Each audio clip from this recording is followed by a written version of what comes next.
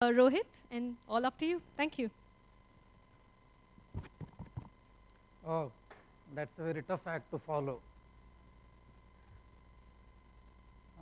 Yes, this one, right? Yeah. So, I'm the CEO, founder and CEO of Robosoft Technologies.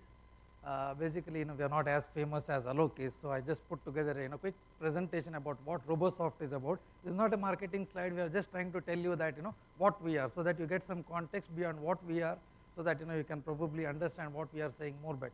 So, we are a company that is a contract developer. We started in '96.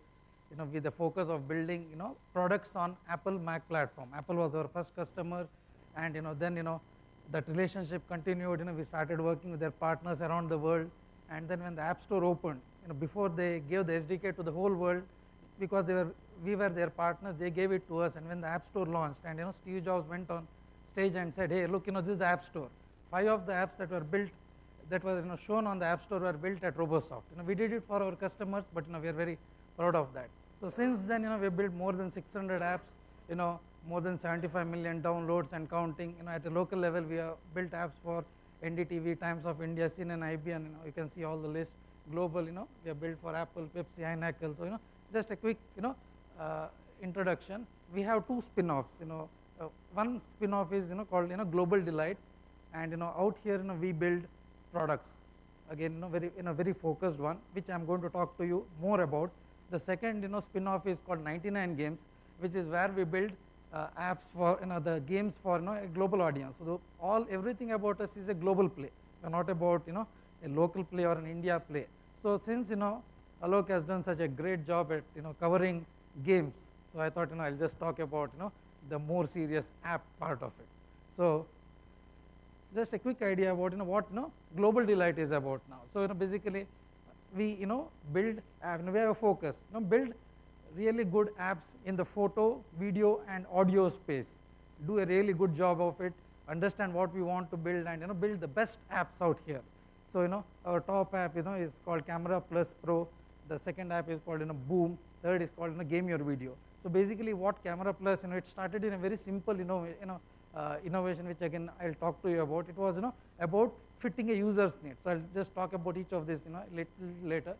So till now, we have got more than 100 million paid downloads to date. Paid downloads, selling anywhere from $1.99 to $4.99.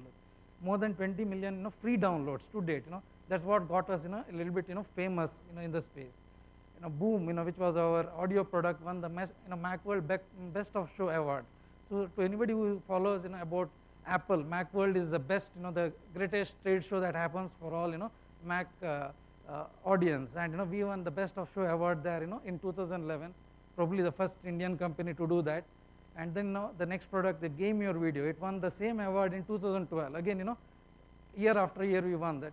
Then our Game Your Video was the app of the week in February 2012. It is still the editor's choice. If you go to the App Store and look at editor's choice, Game Your Video is still the editor's choice. We were so proud of the whole thing, and growing every 300% every year. One super hit, the Camera Plus, 3 hits, and 3 duds till date. So I'll talk more about the hits and less about the duds. So how did we do it, and what are the trends we are noticing it? We observed several things when we started out. We started out in early 2008, and now we are seeing a transition happening. So I'll just try to explain more and more about what we saw as I progress along. So basically our marketing started out basically in identify a customer pain point. So we saw an opportunity when we I'll just give an example about camera product. So when Apple released iPhone, there was no zoom in it. So we created a digital zoom. So people liked it. They said, oh wow, this I can zoom my the images and all those things. Then we added a digital flash, because there was no flash. The initial the iPhone didn't have a flash. We added a digital flash. When 3GS was released, you couldn't record videos in 3GS. So then we added a feature where we could do it using our app. And we started this all in a very simple way. We thought, okay, let us build something and provide solve a customer pain point. And the customer pain point was he had a great phone, but he could not do great things, and we wanted to empower. So we put the app out there. We started looking at the comments. people were saying your zoom is not good or your flash is not good, and we started responding. We were iterating like crazy when we started building this app. So Camera Plus was #1 app in the photography space for a long time in several geographies around the world, for close to 2.5 months at one point in time. It's a great long tail product for us, because even now the pro version of it, that's in $1.99 product, is selling still selling probably around 800 to 1,000 copies every day with very little marketing effort. We just built a great product. We are enhancing it all the time. We're not talking a lot about it, but it's still selling for us. So it's identify a great product in a great thing. So rinse and repeat, so keep doing this. So it's all about that for us. So know your demographic, target platform. This is again something that initially we thought, okay, app store, just put something and people will find it, which was what the state of affairs on the app store back in 2008. You could put something and you could be sure that people can find it. We don't see that happening now. So we are very particular about what we are developing, who the demographic is, and start building products with that in mind. Again, platform is very important for us. We tried to dabble in Android. We failed miserably at it. We didn't dabble in it after that. So we try to understand our platform. So yeah, so build and they won't come. We are realized that if you build, they won't come. So it's a conscious effort that we have to keep putting now. So what works on iOS doesn't work on Android and WP7. We learned it the hard way. Know your monetization model. So there are several ways you can monetize your model. Ultimately, it is what gives you the mullah. So there are a couple of models. Earlier it was about premium model. You just make an app, sell it for $0.9 or $1.99, and you're done. You already monetized that user. Then the concept of freemium came. You give it away for free, and then you do all these little in-app purchases to get users to purchase something and all those things. Which is getting more and more famous, or more and more popular now. And I think if you attended Akrit's session on from Flurry, he would have given more idea about that. And then something that we are seeing now emerging is paymium. You charge something initially to the user, $0.99, but you are not stopped monetizing him. Try to offer more content to him as he plays more and more in your game or in your app. So we are seeing that there are a lot of companies using this option now for monetization. They don't want to monetize one time. They don't want to give it for free initially, and we are seeing a lot of users do, a lot of companies do that. Customers don't like it. They rate them very badly, but we are seeing a trend towards that in the space. Fourth thing is an ad supported. Give you a product for free and support it totally by ad. We have one of the games on in our sister entity, like 99 games, where it is doing extremely well just by ad supporting. We were not monetizing well with paid, but ad supported great. So it's the important thing is whatever app you're doing, understand how you are going to monetize it, and start doing that from day one. So don't try to force fit that later on. So reach out to the influencers. This is something that we got increasingly better at. So who are the influencers? These are the guys who manage the store. So it can be Apple, it can be Apple, it can be Google, it can be Nokia with their OV stores, or it can be Microsoft, in future. So try to build a relationship, with these folks, by attending tech shows, trade shows, and all those things. But make sure that they know about you. We think this is very important. So especially in Global Delight, this has helped us incredibly. So folks who write about you, the press. So again we take conscious decisions. So our people are camped at CES for probably 2 to 3 weeks, talking to all the tech journalists out there. And we are there at Macworld again, talking to journalists over there. So know where your audience is, know where who the influencers are, chase them, wait there for a few days, but go and talk to them. When we did Give Me Your Video, we had our team camping there in San Francisco for 1 week, just to get an interview with Scoble. Scoble is people might be aware of him. So he is one of those guys who has a tremendous reach in the tech community, and he was ultimately very happy to see our product and review about it, and which again got us a lot of traction. So engineers or talk to engineers at these tech entities, basically connect with the engineers at Google or at Microsoft or at Apple, because when a new product or an interesting product comes out, the store guys are invariably going to talk to their engineers, telling them, hey, look, is this something that is really good? So it happened to us a lot of times, because the store guys are are different, the developer support guys are different, the engineers are different. But Apple, company like Apple is incredibly small, well connected. It's the same thing I feel even in other companies like Google. So build those relationships. So invest in great PR at launch. So unless you are Rovio or you are Robin Hood, so invest in, this is another thing that we found out. So initially we didn't have to do this. In 2008 we didn't have to do it. Great product just sold on its own. 2009 we didn't have to do it. Great product sold on its own. 10 it didn't. But in 11 we started seeing okay, 100K apps out there. Very difficult. We have spent so much of our effort in engineering and building a great product. It if you don't sell it, if you don't talk to people about it, it's going to get lost. So we started talking, we started hiring PR agencies, again based out of US, to do some PR for us. Okay, organic discovery, a thing of past. An app will come out there. So in the past, if Apple features you, half your battle is won. Okay, so that would give you a huge amount of revenue. Maybe probably you would recover 60 to 75% of your cost. Not anymore.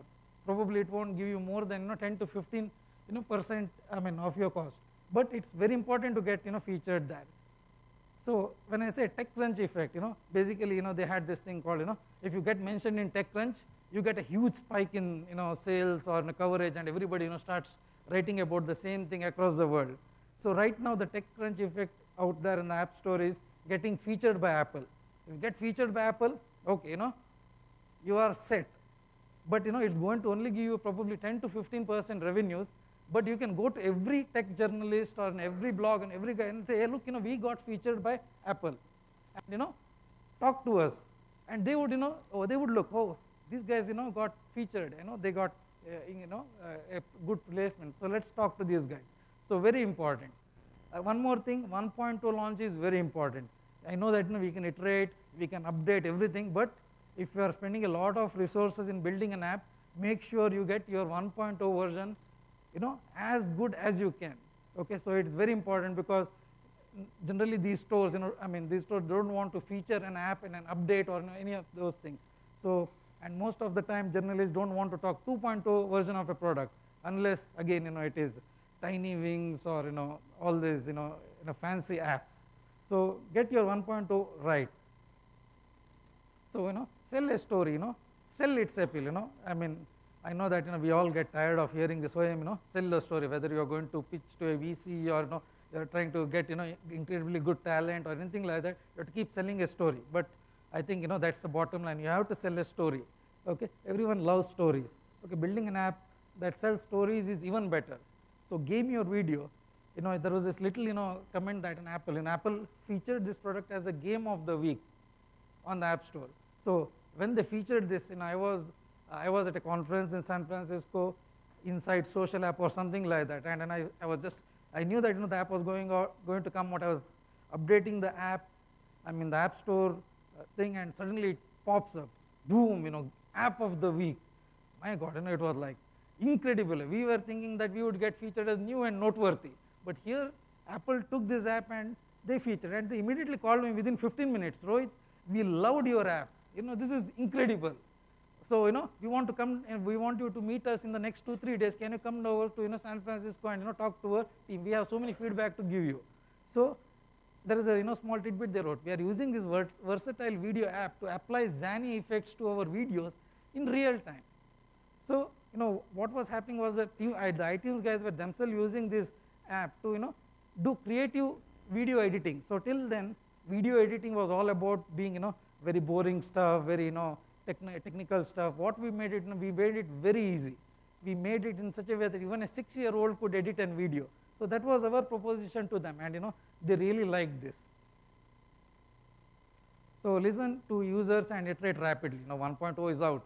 Now it is all about brass tacks. Okay, act on those comments. I think Alok covered this, eloquently and at great length.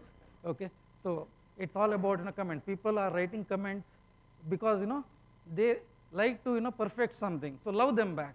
So you show to them that you care about their feedback and keep writing about it. But don't spam. Some of them will leave 1-star review. So we had people in our customer support who would fix an issue and keep support following up with them. Hey, we supported this, an update is out, can you change your rating from 1-star to 5-star. All customer support people do it. Our customer support people do it more. So but sometimes they get really flamed. So try to know your limits and keep the engagement going. Don't try to push too much. Okay, keep those updates rolling. So that's an important thing. So one more thing that we realized is every crisis is an opportunity to build relationship. We have screwed so many times. When we are screwing up initially, we would act as if we haven't. We would say no, it is like this. Now we have a rule. You screw up, first own up. Apologize in all forms, Twitter, Facebook, everywhere. Okay, so that people know we have screwed up and they are more sympathetic to us. We realize that very belatedly, but I would say do the same thing. So we have a mantra: you screw up, you own up, and fix it. Very simple. So it's how you react that matters. We have all seen several people making the same mistake. I think you have seen it. You keep seeing the same thing playing out in so many different spheres. So be sheepish, apologize. First you apologize. We are not Apple. So Apple can afford not to apologize if they have an antenna gate or scratching of aluminum back and all those things. But we are no Apple. So first you apologize and then you look at the problem and try to fix it. Okay. So the important thing we found out was the guys who were the most critical about us were the people who became our champions in the long run. So whenever we had a new app or a new update, these guys would say, send it out to us. We would like to beta test it. We would like to talk to you. So we see that crisis is an important mechanism for you to engage with users and build your relationship with them. Okay. Then again, one more thing is build a community. Build good cross marketing. I think this is incredibly well. Whatever you are doing, try to have a set of people who relate to you, who talk to you, who give feedback to you, because these are the guys who will tell you something very quickly before those app store comments roll out. So what we have is, as a process within our company, we have beta testers. So before we roll out anything to the app store, we give it to these guys. Hey guy, please find out. So we have more than 200 to 300 people around the world who are now on our beta testing list. So at any given point in time, 15 or 20 of them will agree to beta test it. Good enough for us. We get this initial feedback outside our. So metrics. Okay. It was an afterthought for us. We never thought metrics were that important. We started acting. We started really measuring our apps in 2011. Okay. So an example of this is we built a great multiplayer feature in one of our word games. I'll just digress a little bit, and we were so happy about it. It was a single player word game and it was a multiplayer word game, and we were kind of constantly evolving the multiplayer game. And then we put these metrics and we realized that 80% of the gameplay happens with a single user, and we had not touched that part of the app for more than 6 months. So this was like a eye opener for us. So now it's like metrics is central to everything that we do. If we are going to add a feature, we don't add it unless we can measure it. Very simple. If we as a Flurry has been an excellent tool for us in that regard. We use it extensively. We use Google Analytics also. Sometimes if a tool can't do it, we just write our own code and measure it. But measure. You need to know what your users love. Ultimately, you need to really understand what your users are liking about your app, and try to keep on making sure that those parts of it are very, very simple. Like Alok said, nobody has the time to read tutorials. We have a good beta tester at my home, my 5-year-old daughter. So whatever we do, I just give it to her. She doesn't understand tutorials. She'll go dum. She'll go so quickly through it, and then we find out so many things within it. So in our organization, I am the #1 beta tester for a lot of software that we build. So I keep telling our engineers, hey, look, if you're doing something important for any client, be it our own product or be it our customer product, I would like to be the first guy, who is going to play with it, because I just love technology and all those things. So it gives that kind of a kind of like a encouragement to the individual team owners as well about it. So metrics, and yeah, I think I'm over time by 2.5 minutes, but I think yes, yeah. Thanks.